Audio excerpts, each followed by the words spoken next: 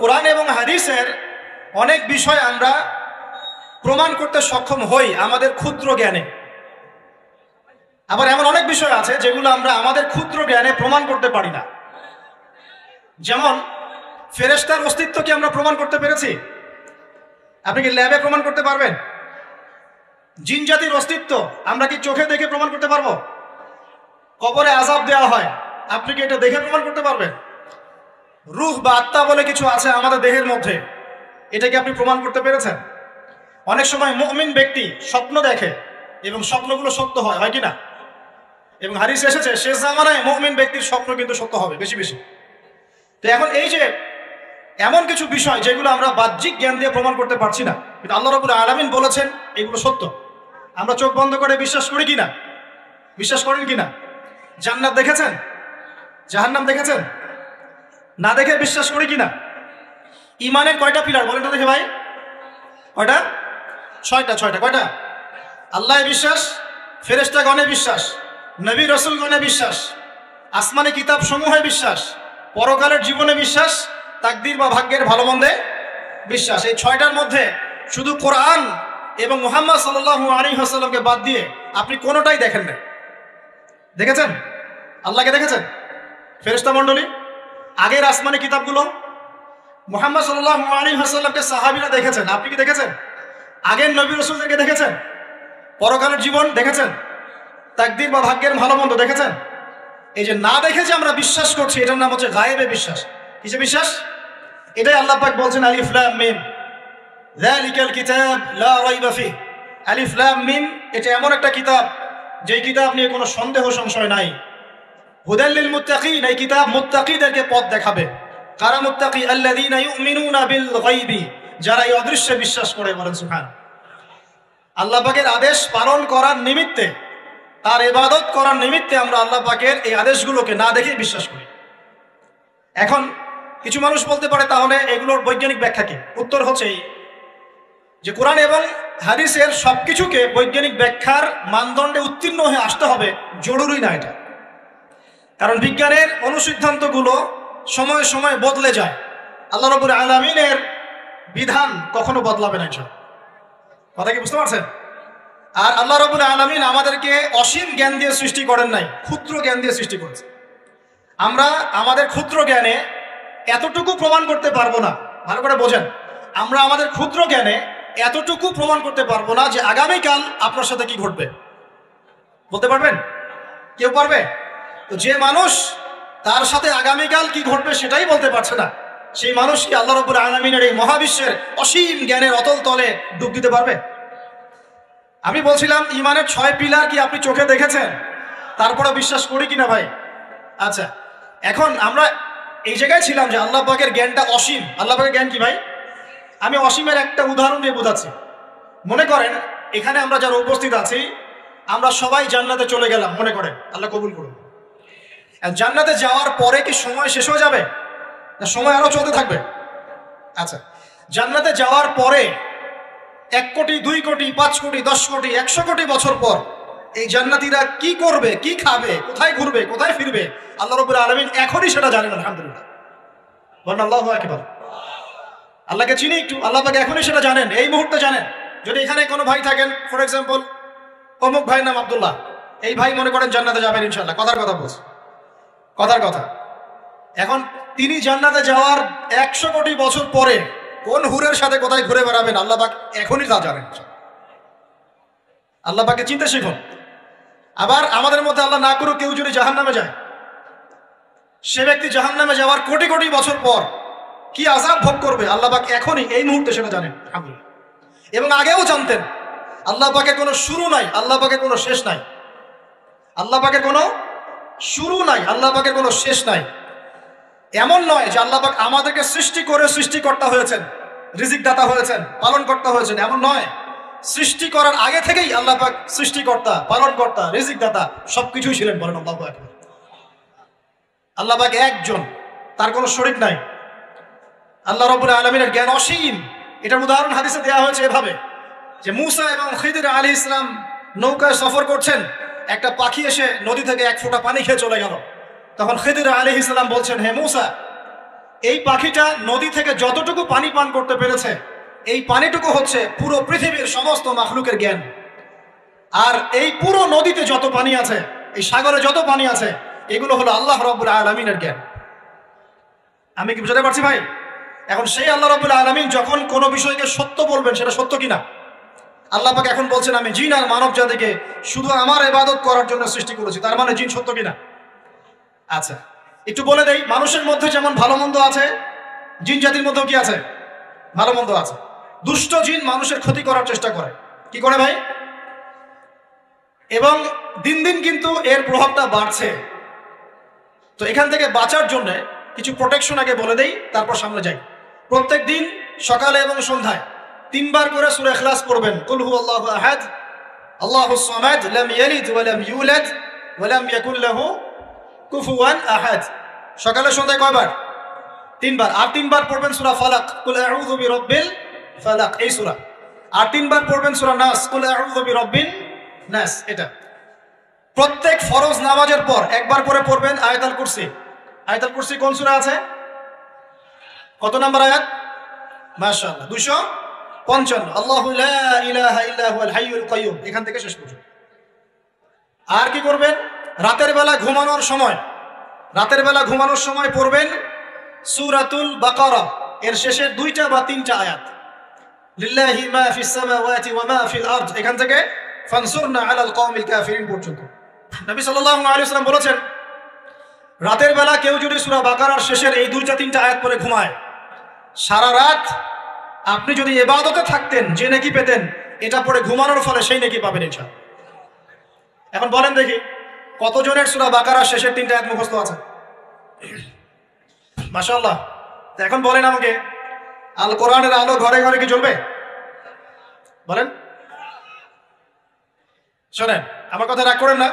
আমরা তো সবাই চাই যে আল্লাহর কোরআন আল্লাহর জমিনে প্রতিষ্ঠা লাভ করুক, চাই কি না? তাহলে সবার আগে নিজের মধ্যে কোরআন কায়েম করতে হবে। কোথায়?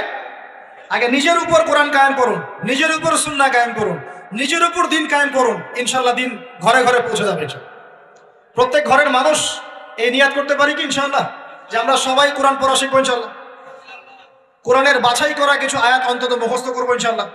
পুরা কোরআন তোমাদেরকে মুখস্থ করতে বলছি না, হয়তো অনেকে পারবে না, যারা পেরেছে তারা সৌভাগ্যবান, আলহামদুলিল্লাহ। কমপক্ষে সূরা বাকারার শেষের 3টা আয়াত পারবো না ভাই? আয়াতুল কুরসি পারবো না? সূরা ফালাক, সূরা নাস, সূরা ইখলাস, সূরা কাফিরুন, সূরা হাশরের শেষের 3টা আয়াত, সূরা কাহাফ এর প্রথম 10 শেষ 10 আয়াত, সূরা কাহাফ প্রথম 10 শেষ 10 আয়াত, সূরা সাফফাত এর প্রথম 10 আয়াত, সূরা আর রহমান, সূরা ইয়াসিন, সূরা মুলক। এই যে কমন জিনিসগুলো, এগুলো মুখস্থ করতে পারবো না ভাই ইনশাআল্লাহ? আল্লাহ পাক সবাইকে তৌফিক দান করুন, বলি আমিন। আর এখন যারা বিয়ে শাদী করেন নাই, নিয়াত করেন যে আপনাদের ঘরে যে সন্তান আসবে, আচ্ছা সন্তানের আগে বউয়ে আসি নাকি? আচ্ছা, যারা বিয়ে শাদী করেন নাই নিয়াত করেন, দিনদার, মুত্তাকি, পরহেজগার, কোরআনওয়ালা মেয়ে ছাড়া বিয়ে করার দরকার নেই। বাস বাস বাস বাস বাস।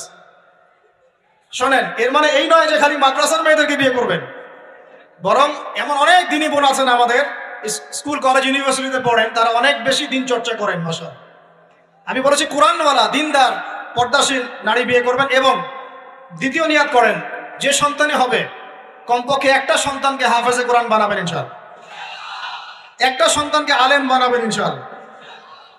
আপনার মেয়ে হলে সেই মেয়েকে আয়েশা রাদিয়াল্লাহু আনহার মতো বানান ইনশাআল্লাহ। আপনার ছেলে হলে আপনার ছেলেকে আবু বকর, ওমর, ওসমান, আলী রাদিয়াল্লাহু আনহুম আজমাইন তাদের আদর্শ করে তোলেন ইনশাআল্লাহ। পারা যাবে না ভাই? যখন ঘরে ঘরে কোরআনওয়ালা মানুষ তৈরি হবে না, আল্লাহর জমিনে আল্লাহর দিন এমনি প্রতিষ্ঠা হয়ে যাবে ইনশাআল্লাহ। বাতিল কোন দিক পালিয়ে যাবে? ঠিক নাই? সবকিছু শেষ আছে না বলেন তো? সবকিছু শেষ আছে। নমরুদ আছে না নাই? দুনিয়াতে আছে। মানুষ তার নামও স্মরণ করে। যখন সে দুনিয়া ছিল মনে হচ্ছিল দুনিয়াটাই তার, তখন মনে হচ্ছিল কি দুনিয়াটাই নমরুদের। ফেরাউন দুনিয়া আছে না নাই? আছে। তার নামও কি মানুষ স্মরণ করে? যখন ফেরাউনের রাজত্ব ছিল, যুগ ছিল, তখন মনে হতো যে পুরো দুনিয়াটাইও। কথা বুঝতে পারছেন না? এরকম প্রত্যেক যুগে যুগে। আজ জাতির নাম শুনেছেন? আজ জাতি এই তাল গাছের সমান লম্বা চওড়া ছিল এক একজন। বিশ্বাস করছেন না? তাল গাছের সমান লম্বা চওড়া ছিল। এবং পাহাড় কেটে কেটে তারা বাড়িঘর নির্মাণ করত। তাদের কাছে আল্লাহ পাক নবী হিসেবে পাঠিয়েছিলেন হুদ আলাইহিস সালামকে। কোন নবী? সূরা হুদ পড়ে দেখবেন। আপনি যদি কবিতা, সাহিত্য, ছন্দ এগুলো পছন্দ করেন তাহলে সূরা হুদ আপনার জন্য। সুবহানাল্লাহ।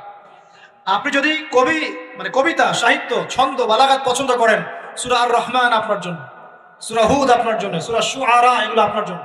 এত চমৎকার কাব্যিক বিন্যাস আছে, কবিতার ছন্দে ছন্দে উপন্যাস ব্যাখ্যা করা হয়েছে বলে। সুবহানাল্লাহ। মানুষ তো কোরআনকে মূল্যায়ন করে না। আমি লাস্ট জুমার খুতবার একটা লেকচারে বলেছিলাম সূরা ইউসুফ, এই যে এখন সারা বিশ্বে অর্থনৈতিক নিয়ে যে কত কথা হচ্ছে, অর্থনৈতিক সংকট, এইটা সেটা বলা হচ্ছে না, সবার ঘরে ঘরে এগুলো আলোচনা হয় তো, মাশাআল্লাহ। আপনি বিশ্বাস করেন সূরা ইউসুফের মাত্র 4টা আয়াতের মধ্যে আল্লাহ পাক এই পুরো বিশ্বের অর্থনৈতিক সমস্যার সমাধান দিয়ে দিয়েছেন। বলে দেব কি সমাধান? পরে বলছি। আগে আপনাদের এই পয়েন্টটা শেষ করি। ঘরে ঘরে কোরআনওয়ালা মানুষ তৈরি হবে তো ইনশাআল্লাহ। আল্লাহ কবুল করুন, বলি আমিন। কোরআনের এই বিশেষ সূরাগুলো মুখস্থ করতে পারবো তো ইনশাআল্লাহ ভাই? এগুলো নিয়মিত চর্চা করলে আপনাকে দুষ্ট জিন, জাদু, বদনজর এগুলো গ্রাস করবে না ইনশাআল্লাহ। আরেকটা বইয়ের নাম বলে দেই, বই কিনবেন। আমি যে প্রত্যেকটা লেকচারে একটা একটা করে 2টা করে বইয়ের নাম বলি, বইগুলো কিনবেন আল্লাহর রাস্তায়। আজকে শুধু একটা বইয়ের নাম বলবো না, আজকে আমি এমন একজন রাইটারের নাম বলে দিব যে রাইটারের সবগুলো বই বাসায় কিনবেন আপনারা ইনশাআল্লাহ। যদি আপনি এই রাইটারের, এই আলেমের সবগুলো বই বাসায় রাখতে পারেন এবং চর্চা করতে পারেন ইনশাআল্লাহ, আপনি সিরাতুল মুস্তাকিমেই থাকবেন ইনশাআল্লাহ। আমি আপনার জিম্মেদার হচ্ছি ইনশাআল্লাহ।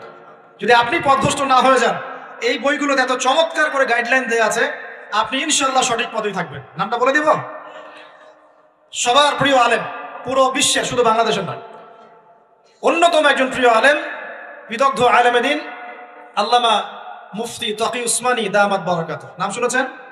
এই নামটা শুনেছেন? আচ্ছা, তার অনেক বই আছে, প্রায় 200, 300, 400। সবগুলা বই বাসায় কিনবেন ইনশাআল্লাহ।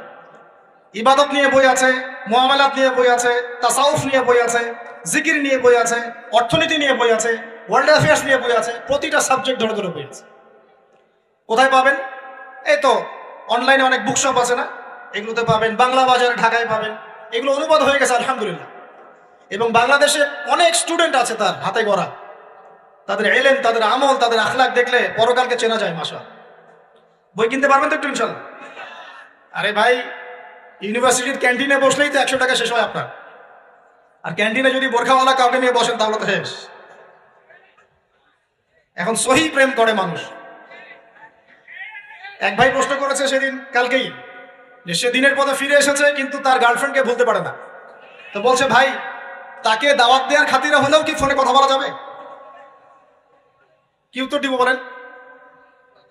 আপনি পবিত্র হতে যাচ্ছেন কিনা? পবিত্র হতে যাচ্ছেন, পবিত্র পথে আসতে যাচ্ছেন, তাহলে অপবিত্র পথে আবার কেন ফিরে যাবেন? এগুলো কি হালাল না হারাম?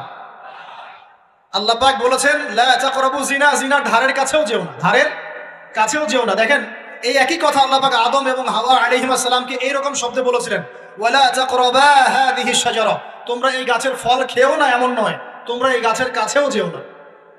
আমার কথা কি বুঝতে পারছেন? মানে এই বাস অতিক্রম করে এসো না এমন নয়, এই বাসের কাছেও বসবো না। বুঝতে পারছেন কথা? একইভাবে আল্লাহ বলছেন ওয়ালা তাকরাবু জিনা, তোমরা জিনা করো না এমন নয়, জিনার কাছেও। ফিজিক্যাল রিলেশন তো অনেক দূরের কথা, হারাম।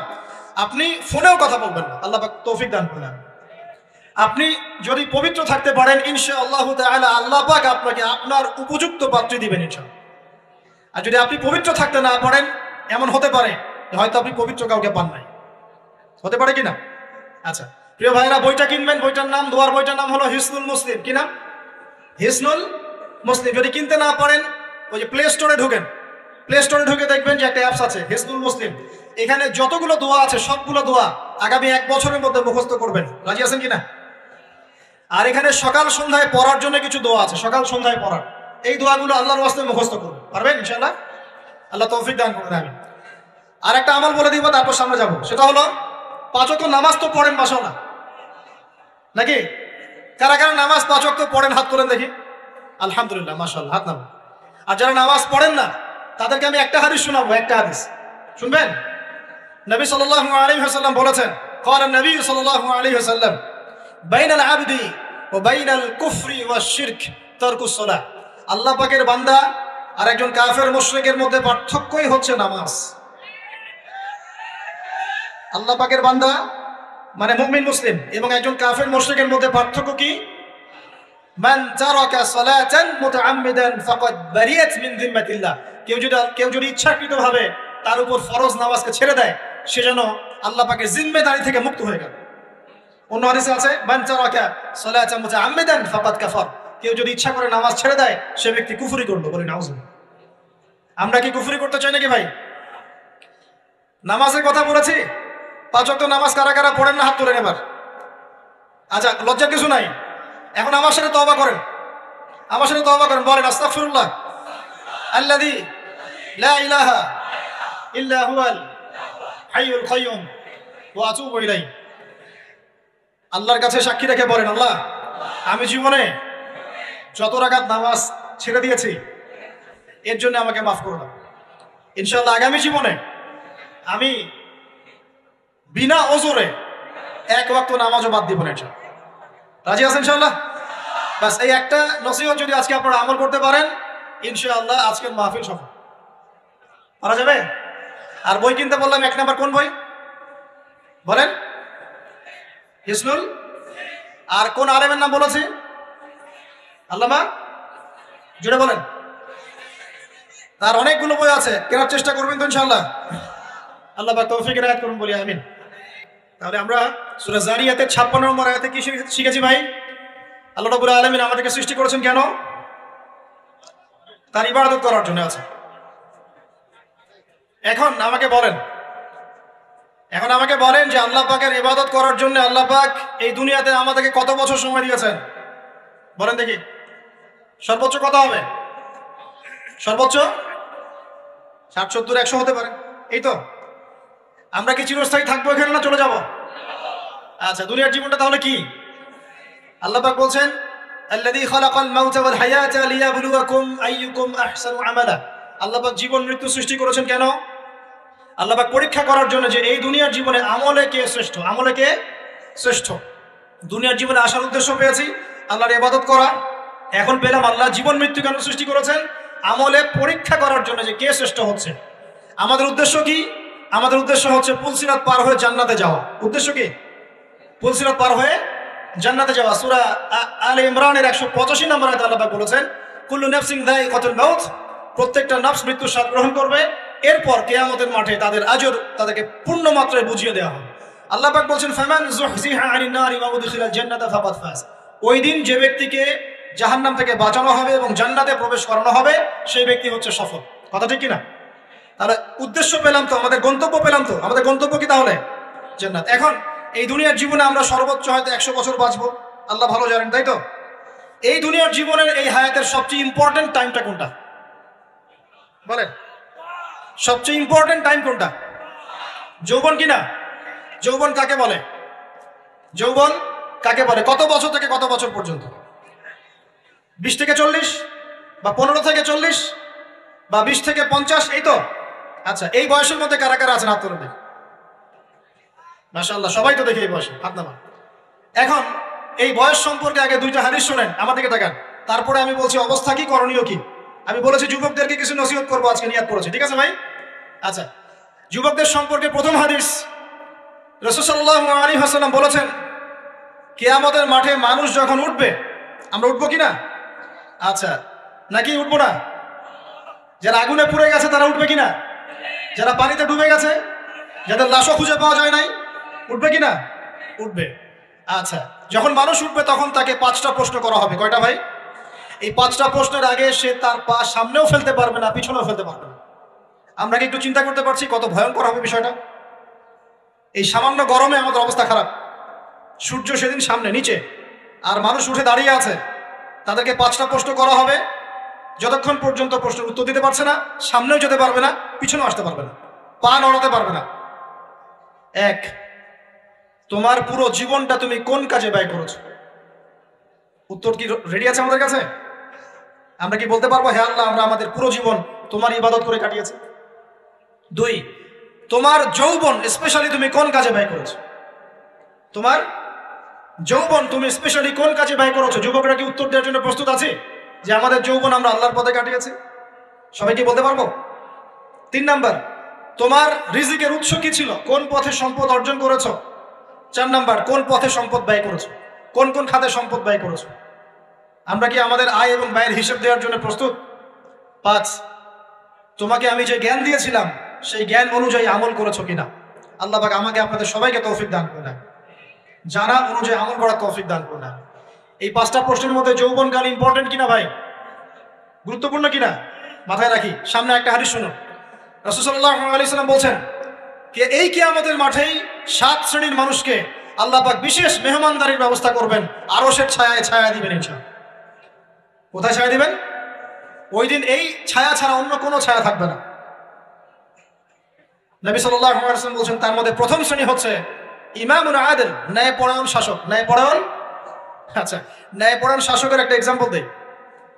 মক্কার জাহিলি যুগে সাহাবীরা ঈমান নিয়ে এসেছেন, বাস তাদের উপর নির্মম নির্যাতন শুরু হয়ে গেছে, আবু জেহেল, আবু লাহাব, উতবা, শাইবা। তখন সাহাবীরা আল্লাহ রাসূলের কাছে এসে বলছেন, ইয়া রাসূলুল্লাহ, আপনি একটু বদদুয়া করেন, তাদের উপর বদদুয়া করেন, আমরা তো আর পারছি না। নবী সাল্লাল্লাহু আলাইহি ওয়াসাল্লাম বললেন, তোমরা মক্কা থেকে হিজরত করে হাবাসায় চলে যাও। কোথায়? হাবাসা। হাবাসা মানে হচ্ছে আবিসিনিয়া। আবিসিনিয়া মানে এখনকার ইথিওপিয়া, ইরিত্রিয়া। নাম শুনেছেন কি? বিশেষ কোচিং তো করছেন অনেকে। আফ্রিকা মহাদেশের একটা ছোট্ট দেশ ইরিত্রিয়া, ওখানে চলে যাও। তখন বলেছিলেন তিনি হাবাসায় চলে যাও। সাহাবীরা জিজ্ঞাসা করছেন হাবাসায় কেন? নবী সাল্লাল্লাহু আলাইহি ওয়াসাল্লাম বলছেন সেখানে একজন খ্রিস্টান ন্যায়পরায়ণ শাসক আছেন যার রাজ্যে কেউ জুলুমের শিকার হয় না। কি বললাম বলো তো? হাবাসা কে আছেন? একজন মুসলিম না খ্রিস্টান? খ্রিস্টান ন্যায়পরায়ণ শাসক আছেন যার রাজ্যে কেউ জুলুমের শিকার, মুসলমান নন এমন একজন শাসকের প্রশংসা করে আমাদের নবীজি বললেন তার রাজ্যে কেউ জুলুমের শিকার হয়। সুবহানাল্লাহ। সাহাবীরা সেখানে হিজরত করলেন, নেতৃত্ব দিয়েছেন জাফর বিন আবি তালিব রাদিয়াল্লাহু আনহু। সে সাহাবী বাদশাহ নাজাশী, তার নাম ছিল বাদশাহ নাজাশী, তার সামনে দাঁড়িয়ে সূরা মারিয়াম তেলাওয়াত করেছিলেন। ওই সূরা মারিয়ামে ইয়াহইয়া, জাকারিয়া, ঈসা, তার মা, এই গল্প ঘটনাগুলো আছে। এই সূরার তেলাওয়াত শুনে বাদশাহ নাজাশীর চোখ দিয়ে পানি পড়তে পড়তে দাড়ি ভিজে গিয়েছে। সুবহানাল্লাহ। শেষে তিনি ঈমান নিয়ে আসেন, মুসলমান হন, আলহামদুলিল্লাহ।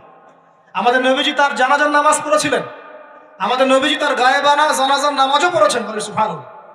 এখানে একটা পয়েন্ট খালি বলতে চাই, একজন অমুসলিম শাসক সম্পর্কে আমাদের নবীজি মন্তব্য করেছিলেন তার রাজ্যে কেউ জুলুমের শিকার হয় না। আর আজকের দিনে সারা বিশ্বের কোনো কোনো ক্ষেত্রে মুসলিম শাসকদের ব্যাপারেও এই কথা বলা যায় না যে তার রাজ্যে কেউ জুলুমের শিকার হয়। আল্লাহ পাক বলছেন আরশের ছায়া আমি ছায়া দিব 7 শ্রেণীর মানুষকে। কয় শ্রেণী? তার মধ্যে প্রথম শ্রেণী হচ্ছে ইমামুন আদিল, ন্যায়পরায়ণ শাসক। আল্লাহ পাক আমাদের সমস্ত শাসকদেরকে ন্যায়পরায়ণ হওয়ার তৌফিক দান।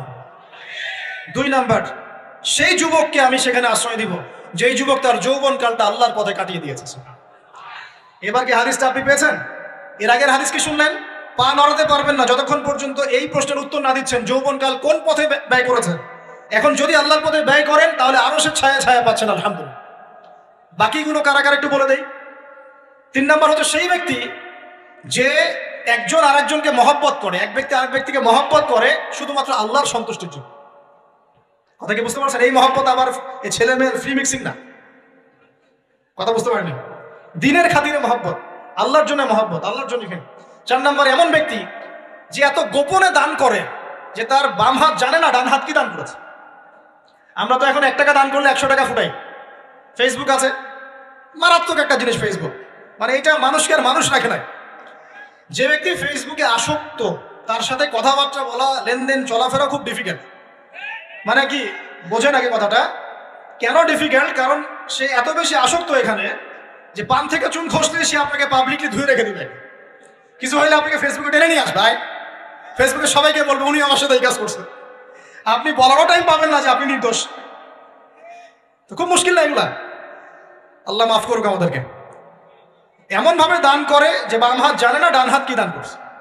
5 নাম্বার এমন ব্যক্তি যে এটা যুবক, এটাও যুবক, যাকে কোনো সুন্দরী নারী আহ্বান করছে জিনার জন্য, সুন্দরী উচ্চ বংশের নারী, যে আসো আমার সাথে জিনা করো। ওই ইউসুফ আলাইহিস সালামের মতো, মনে আছে? ইউসুফ আলাইহিস সালামের ঘটনা মনে আছে? আচ্ছা, কিন্তু সেই যুবক বলে, সেই ব্যক্তি বলে ইন্নী আখাফুল্লাহ, আমি আল্লাহকে ভয় করি, আমি তোমার সাথে খারাপ কাজ করতে পারবো। এরকম ছেলে এবং এরকম মেয়ে এখন সমাজে খুঁজে পাওয়া যায়? হাতে গোনা, হাতে গোনা। আপনি অনলাইন ঘাটাঘাটি করেন, গুগল করেন, ক্রস চেক করেন, দেখবেন বাংলাদেশের 25 বছরের কম বয়সী ছেলে আর মেয়েদের জেনার হার কত আপনি বের করে দেয়। 25 বছরের কম যে যুব সমাজ আমাদের সামনে আছে, তাদের মধ্যে কত % যুবক এখন পর্যন্ত ফিজিক্যাল সম্পর্ক করেনি কারোর সাথে, আপনি খুঁজে বের করতে পারেন। শুধু ছেলেদের ক্ষেত্রে এটা নয়, মেয়েদের ক্ষেত্রেও আছে। এই যে অনার্স লাইফ পার করার আগেই বহু মেয়ে সতীত্ব নষ্ট করে ফেলছে, বহু ছেলে সতীত্ব নষ্ট করে ফেলছে। কথাগুলো কি রাগ করছেন? আমি আপনাদের ভাই এবং আমি আপনাদেরকে মহব্বত করি। আমরা জেনার পথে যাব না, আমরা হালাল সম্পর্কে থাকবো ইনশাআল্লাহ। যখন আপনি জেনায় চলে যাবেন, আপনার কলব থেকে আল্লাহ নূর নষ্ট হয়ে যাবে। এটা এমন একটা পাপ যেটা করার পর মানুষ আল্লাহর সামনে মাথা তুলে দাঁড়াতে পারে না, লজ্জায় চোখ নেমে যায়, ইবাদতে স্বাদ পায় না। যখন হারাম সম্পর্কে, ফ্রি মিক্সিং, এগুলোতে মানুষ থাকে, ইবাদতে মানুষ স্বাদ পায় না।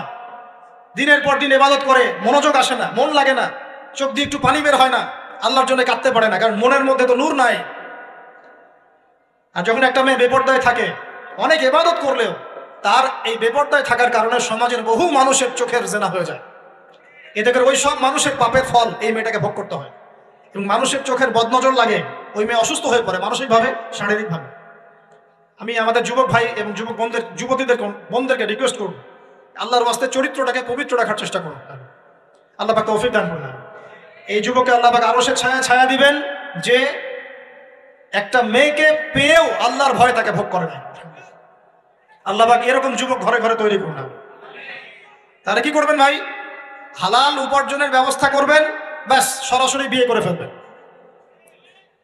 পরিবারকে বোঝানোর চেষ্টা করবেন, না বুঝলে আন্দোলন শুরু করবেন যে আমি জেনা করতে চাই না, আমি বিয়ে করতে চাই, বিয়ে আমার দেওয়ানি লাগবো, এইরকম।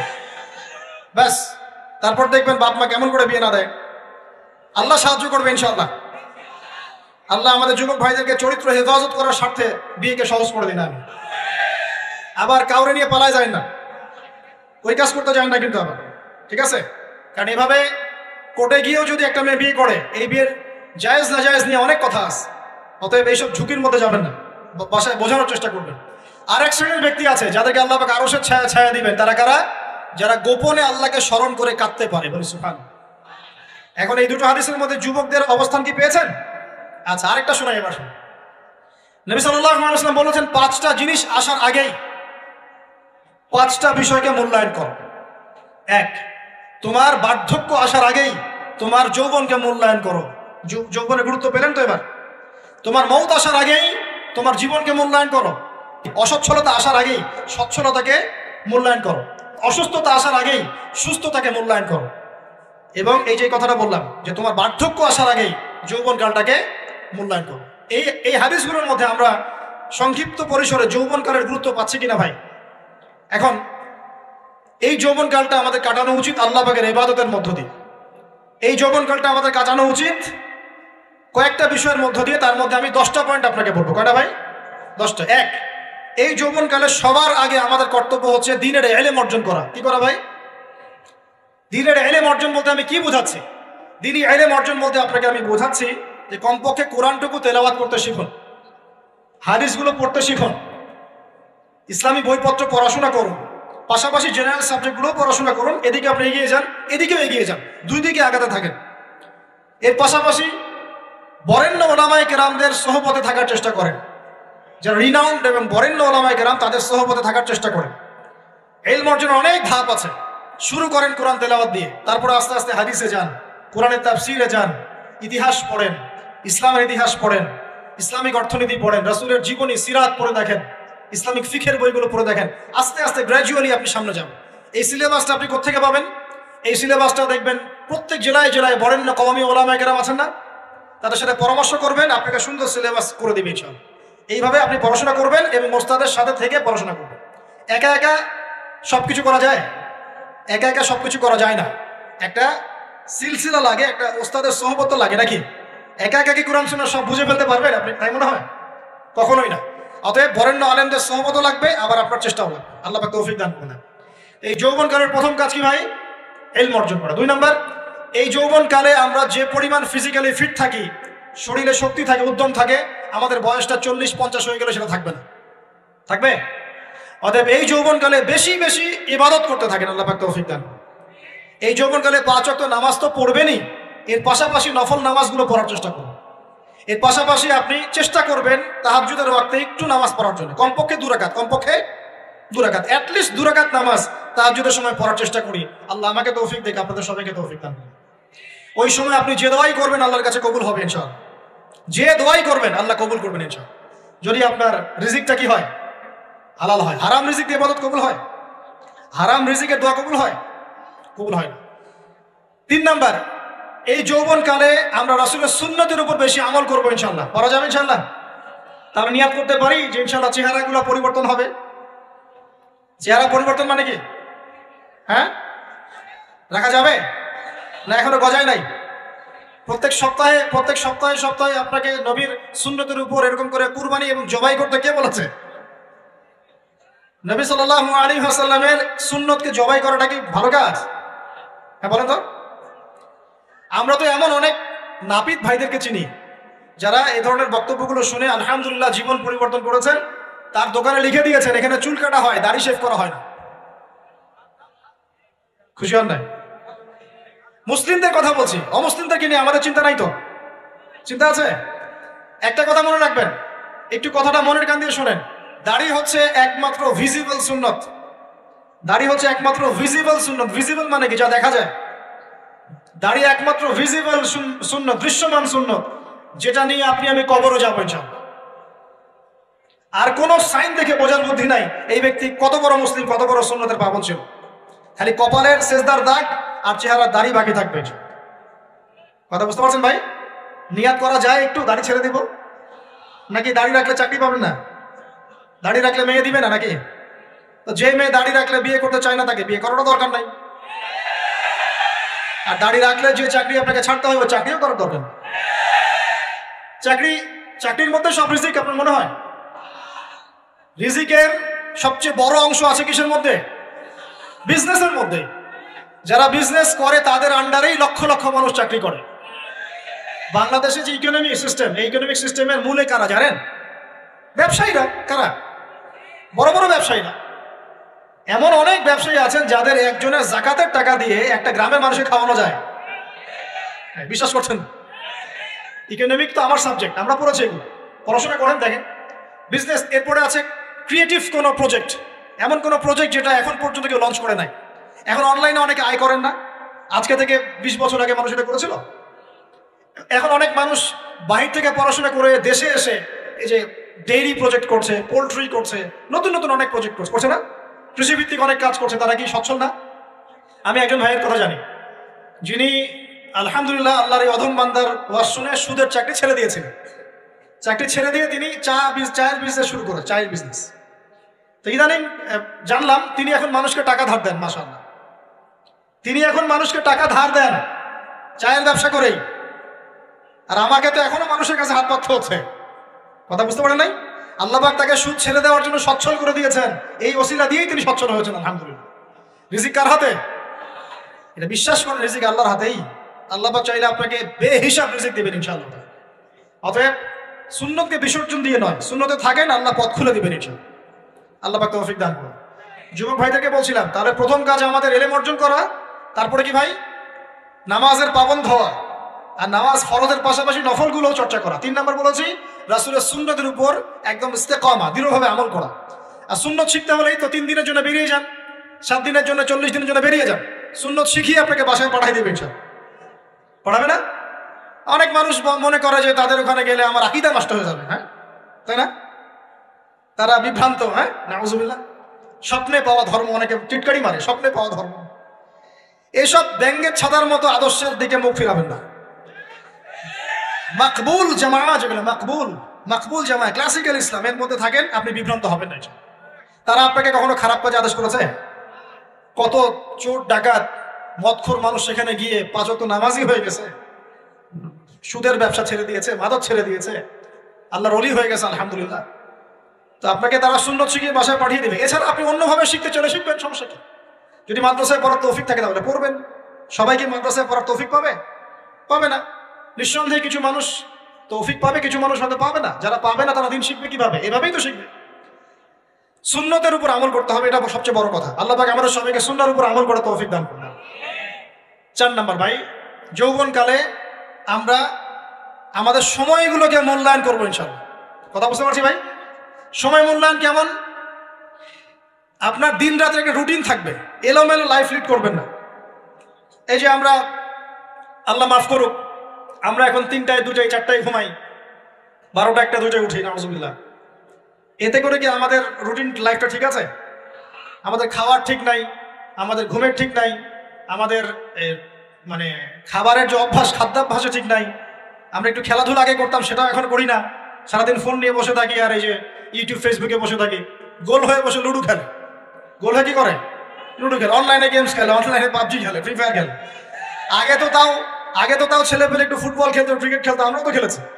ওই সময় তাও আলহামদুলিল্লাহ আমাদের ফিজিক্যাল ফিটনেস অনেক ভালো ছিল। এখন ওগুলো বাদ দিয়ে যে মানুষ পর্নোগ্রাফি দেখছে, লুডো খেলছে, পাবজি খেলছে, ফ্রি ফায়ার খেলছে, সারাদিন অনলাইনে বসে অথর্বের মধ্যে বসে আছে, এটা কি ভালো হচ্ছে? এই জন্য অ্যাটলিস্ট ফজরের নামাজ পড়ে জিকির আজগার করে পড়াশোনা করে আধা ঘন্টা 1 ঘন্টা একটু খেলাধুলা করলে কি সমস্যা? একটু ফুটবল খেলেন, দৌড়াদৌড়ি করেন, জগিং করেন, একটু ব্যায়াম করেন। আল্লাহ পাক আপনাদের যৌবনে বরকত দান করুন, আমিন। এই কাজগুলো করতে হবে কিনা? ভালো না খারাপ? করেন। আর নিয়মতান্ত্রিক লাইফ লিড করবো আমরা, নিয়মতান্ত্রিক। আমার জীবনে একটা রুটিন থাকবে, এই রুটিনের বাইরে যাবো না। পড়াশোনার রুটিন থাকবে, খেলার বা এক্সারসাইজ রুটিন থাকবে, খাওয়া দাওয়ার রুটিন থাকবে, দাওয়ার রুটিন থাকবে, আমি আলেম ওলামাদের কাছে যাবো, এই রুটিন থাকবে। একটা রুটিন লাইফ লিড করবেন, এলোমেলো জীবন যাপন করবেন না। আল্লাহ পাক আমাকে তৌফিক দান করুন, আপনাদের সবাইকে তৌফিক দান করুন। কয়টা বলেছি ভাই? বলেন। 6 নাম্বার, যৌবনকালে সবচেয়ে বেশি বেঁচে থাকবো নারীর ফিতনা থেকে। কি থেকে ভাই? যৌবনকালে সবচেয়ে বেশি বেঁচে থাকবো কি থেকে? একটা হাদিস বলি, নবী সাল্লাল্লাহু আলাইহি ওয়াসাল্লাম বলেছেন, মা তারাকতু বা'দি ফিতনাতান আদাররু আলা রিজালি মিনান নিসা। আমি আমার পরে, নবীজি বলছেন, আমি আমার পরে পুরুষদের জন্য নারীদের চেয়ে ভয়ঙ্কর কোনো ফিতনা রেখে যাই নাই। কেমন ফিতনা? আপনি একটু অনেস্টলি বলেন তো দেখি, যে আমরা যারা পর্নোগ্রাফিতে টুকটাক আসক্ত বা এ ধরনের অনলাইনে বা অফলাইনে এই ধরনের হারাম সম্পর্কের সাথে আছি, মন থেকে কি আপনি ফিল করেন যে আল্লাহ আপনার সাথে আছেন? বলেন তো দেখি, অনেস্টলি বলেন। আপনি যখন নামাজ পড়ে বাসায় ফিরে যান, ফিরে যেতে যেতে যদি আপনার চোখে খারাপ কিছু পড়ে, আপনার মনের নূরটা নষ্ট হয়, আপনি বুঝতে পারেন না? বুঝতে পারেন না? যখন আপনি এরকম হারাম কোনো সম্পর্কে আছেন, নাউজুবিল্লাহ, আপনার মনটা যে শক্ত হয়ে গেছে, আপনি বুঝতে পারেন না? আল্লাহর ওয়াস্তে নারী জাতির ফিতনা থেকে সর্বোচ্চ দূরত্ব অবলম্বন করবেন। আল্লাহ পাক তৌফিক দান করবেন। কি করবো তাহলে আমরা? ওই যে বলেছি, হালাল সম্পর্ক করতে পারলে হালাল, যদি করতে না পারি সবর করবেন। কি করবেন? সবর করবেন, ভালো কাজে ব্যস্ত থাকবেন, বেশি বেশি রোজা রাখবেন। কি করবেন? বেশি বেশি রোজা রাখবেন। সোমবারে রোজা রাখবেন, বৃহস্পতিবারে রোজা রাখবেন। এভাবে আপনি আপনার জীবনটা গুছিয়ে নেন, আল্লাহ পাক প্রবৃত্তিকে নিয়ন্ত্রণ করার ক্ষমতা দিবেন ইনশাআল্লাহ। এরপরেও যদি ভুল হয়ে যায়, হতে পারে এই যুগটা ফিতনার যুগ, চরম ফিতনার যুগ। যদি কোনো ভুল হয়ে যায়, খবরদার আপনি হতাশ হবেন না। ভুল হয়ে গেলে কখনো হতাশ হবেন না। হতাশা শয়তানের পক্ষ থেকে আসে, কখনো হতাশ হবেন না। দেন ওযু করে জায়নামাজে দাঁড়িয়ে 2 রাকাত নামাজ পড়ে আল্লাহকে বলবেন, আল্লাহ আমার ভুল হয়ে গেছে, আমাকে মাফ করে দাও। পারা যাবে ইনশাআল্লাহ।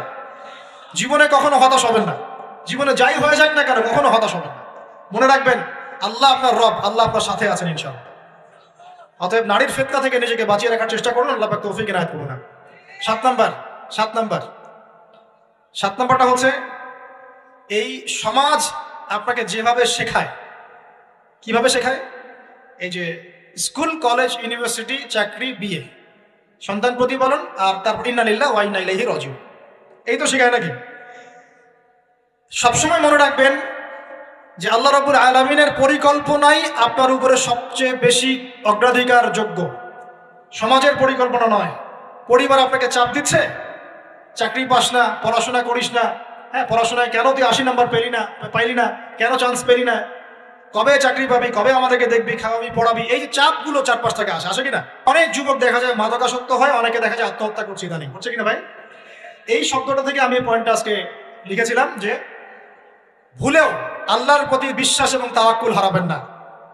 সমাজ যেভাবে শেখায়, সমাজ চারপাশে যে চাপ আপনাকে দিচ্ছে, এই চাপে নিজে গা ভাসিয়ে দিবেন না। আপনি আল্লাহর কাছে দোয়া করবেন, আল্লাহর কাছে পথ চেয়ে নেবেন এবং আল্লাহর প্রতি তাওয়াক্কুল ভরসা করবেন। কখনো আত্মহত্যার পথ বেছে নেবেন। কি হয়েছে? 80 নাম্বার পান নাই তো কি হয়েছে? আপনি চেষ্টা করেছেন কিন্তু চান্স পান নাই, তো কি হয়েছে? চেষ্টা তো করেছেন আপনি। আপনি চেষ্টা করেছেন ইউনিভার্সিটিতে চান্সের জন্য, আপনি চান্স পাই নাই, চেষ্টা করেছেন আপনি, বাস চেষ্টা করেছেন, পাই নাই, তাকদিরে ছিল পাই নাই, বাস। আমি আমার চেষ্টা করেছি। কখনোই আত্মহত্যার পথ বেছে নেবেন না। আর আমরা পিতা মাতাদেরকে রিকোয়েস্ট করবো, কোনো অবস্থাতেই সন্তানকে এত বেশি চাপ দিবেন না যে সন্তানটার এই কোমরটাই ভেঙে চলবে। এই সমস্যাগুলো দিন দিন বাড়ছে সমাজের মধ্যে। কেন এত চাপ দিচ্ছেন? তার প্রতিভা কোথায় খুঁজে বের করুন। তাকে জোর করে কেন টেনে লম্বা করার চেষ্টা করছেন? আমাদের সমাজে বাচ্চা হয়ে গেলেই তার পিঠে একটা সিল মেরে দেয়, হয় ডাক্তার না হলে ইঞ্জিনিয়ার। কেন? এর বাইরে কোনো প্রফেশন নাই? আমার সন্তানকে হয় ঢাকা বিশ্ববিদ্যালয়ে চান্স পেতে হবে, না হলে বুয়েটে, না হলে এখানে। এর বাইরে আর কোথাও পড়ারই জায়গা নেই। আর এখানে পড়লেই আমার সে ছেলে না আমার মেয়ে একদম সবচেয়ে বড় জ্ঞানী হবে, অন্য কোনোভাবে হবে না, এটা গ্যারান্টি দেওয়া আছে? যারা সভ্যতা বিনির্মাণ করেছেন তারা কয়জন বড় বড় ডিগ্রি সার্টিফিকেট পেয়েছেন খুঁজে বের করে দেখেন, দেখেন খুঁজে বের করে। আমরা ফিলোসফির মধ্যে যে ফিলোসফারদের হিস্ট্রি পড়েছিলাম তাদের মধ্যে বেশিরভাগই দেখা যায় স্কুলেও যায় নাই, কলেজেও যায় না। আছে না এমন? আছে। আমি বলছি না আপনারা যাবেন না, আমি বলছি জ্ঞানের মানদণ্ড এটাই নয় যে আমার সার্টিফিকেট অর্জিত হয়েছে। সার্টিফিকেটটাই জ্ঞানের মানদণ্ড নয় তো। হ্যাঁ, প্রতিযোগিতার একটা জগৎ আছে, আমাকে সেই জগৎ উতরাতে হবে। আপনি চেষ্টা করবেন, যদি না হয় তাকদীরে ছিল, হয় নাই, ব্যাস হয়। আমাকে আল্লাহ পাঠিয়েছেন তার ইবাদত করার জন্য, এখানে আত্মহত্যা করার জন্য আল্লাহ আমাকে পাঠান নাই। আমার জীবন যদি দিতেই হয় তাহলে আল্লাহর জন্য দিব ইনশাআল্লাহ। ঠিক আছে কথা? ব্যাস, দুনিয়ার জন্য নয়। আল্লাহ পাক বোঝার তৌফিক দান করুন। কটা বললাম? 7টা না 8টা? 7টা। 8 নাম্বার। 8 নাম্বারটা ইম্পর্টেন্ট এবং এটা আপনাদের জন্য মজাদার। সেটা হলো 8 নাম্বারটা বেশি ইম্পর্টেন্ট। এটা হচ্ছে দিনের পথে চলার ক্ষেত্রে আপনি অনেক রকম মতবাদ পাবেন সামনে। কেউ বলবে আমারটা সঠিক, কেউ বলবে না ওরটা নয়, আমারটা সঠিক, কেউ বলবে না আমার দলটা সঠিক, কেউ বলবে না ওর সংগঠন সঠিক। এগুলো আপনার কান ভারী করে ফেলবে একদম। তখন মনে হবে যে আগেই ভালো ছিলাম রে ভাই, নামাজ পড়তাম না, এখন নামাজ পড়া শুরু করে দেখলাম যে আরে হাতটা বাঁধবো কোথায় এটাই তো ফিক্স করতে পারতেছি না। আর আমার কিছু তো অভিজ্ঞতা আছে ভাই, নাকি ভাই? ওর আলোকে একটা কথা বল, সেটা হলো সমাজে কিছু ইখতিলাফি মাসআলা আছে, এই মাসআলাগুলো কানেও ঢুকাবেন না। আপনি ইবাদতের মধ্য দিয়ে আল্লাহকে পাওয়ার চেষ্টা করুন। এবং চিরায়ত একটা ইসলাম আমরা ফলো করছি না? এই ইসলামের মধ্যে এমন কিছু নাই যেটা আপনাকে জাহান্নামে নিয়ে যাবে, এমন কিছু নাই। হ্যাঁ, প্রত্যেকটা ঘরানার মধ্যে কিছু বিভ্রান্ত মানুষ থাকতে পারে। এমন কিছু মানুষ এমন আমল করছে যে আমলটা হয়তো কোরআন এবং হাদিসে নাই। এটা তার সমস্যা, কোরআন সুন্নাহর সমস্যা নয়। কথা বুঝতে পারছেন? এটা তার সমস্যা, সেই বেদাতটা করছে, সেই শিরকটা করছে। তার মানে এই নয় যে কোরআন হাদিস আমাকে শিরক শিখিয়েছে, বেদাত শিখিয়েছে। কোরআন এবং হাদিসে যেটা আছে এটা সুন্দর এবং এটা চিরায়ত একটা ক্লাসিক্যাল ইসলাম আমাদের কন্টিনেন্টে আছে, বাংলাদেশেও আছে। এখানে থাকলে আপনি বিভ্রান্ত হবেন না ইনশাআল্লাহ তাআলা। বরেণ্য ওলামায়ে কেরামদের কাছে গিয়ে অন্তত একজন হকপন্থী আলেমের সাথে পরামর্শ করে আপনি আমল করার চেষ্টা করুন। আর যে বিষয়গুলো নিয়ে ইখতিলাফ আছে এগুলো নিয়ে সমাজে মতপার্থক্য সৃষ্টি করে সমাজটাকে বিভক্ত করতে যায় না। আল্লাহর ওয়াস্তে মসজিদ ভাগ করতে যায় না, সমাজকে ভাগ করতে যায় না। জাতিগত ঐক্যটা রক্ষা করেন, আল্লাহ পাক বোঝার তৌফিক দেন। আর যদি মানুষের মধ্যে খারাপ কিছু দেখি, ওই খারাপ কিছু বিষয়টা আমি এড়িয়ে যাবো। আর কোনটা ভালো কোনটা খারাপ আমি বুঝবো কিভাবে? আমি 10 জন আলেমের সাথে পরামর্শ করবো, বাস। আমি এত বড় আলেম নই, তাহলে আমি 10 জন আলেমের সাথে পরামর্শ করবো যে হুজুর এই বিষয়টা চলছে, এটা সম্পর্কে আসলে বিষয়টা কি। একটা ঘরানার দিকে কখনো আপনি সাম্প্রদায়িকভাবে বায়াসড হয়ে যাবেন না। আপনি আপনার চিন্তাটাকে লিবারেল রাখবেন, হকটা যেখানে পাবো সেটা নিব ইনশাআল্লাহ। এমন নয় যে উনি বলেছেন বলেই হক আর কারোটা নিব না, ওনারটাই নেব, এভাবে চিন্তা করবেন না। হক যেখানে আছে সেখানে যাবেন আপনি ইনশাআল্লাহ। আল্লাহ পাক আমাদেরকে বোঝার তৌফিক দেন। আর যে ইখতিলাফগুলো আছে এগুলো নিয়ে সমাজকে বিভক্ত করতে যায় না, মতানৈক্য নিয়েই ঐক্য হবে ইনশাআল্লাহ তাআলা। আল্লাহ পাক আমাদেরকে এই কথাটা বোঝার তৌফিক দেন। আর শেষের দুটো হলো যৌবনকালে আমরা আমাদের পরবর্তী জীবনের প্রস্তুতি গ্রহণ করবো ইনশাআল্লাহ। কারণ বার্ধক্যের জীবনে আপনি কিন্তু এই কাজগুলো এখন করতে পারছেন, সেগুলো পরে পারবেন না। অতএব এই সময়ই আপনি আপনার রিজিকের একটা অংশ সঞ্চয় করার চেষ্টা করুন, কিছু সাস্টেইনেবল অ্যাসেট করার চেষ্টা করুন, যাতে পরবর্তী বয়সে গিয়ে আপনাকে দিনের দিকে কাজ করার জন্য দুনিয়ার ফিতনায় পড়তে না হয়। আল্লাহ পাক আপনাদেরকে হালাল রিজিকের ব্যবস্থা করে দিন, আমি দোয়া করি। আল্লাহুম্মা আমিন।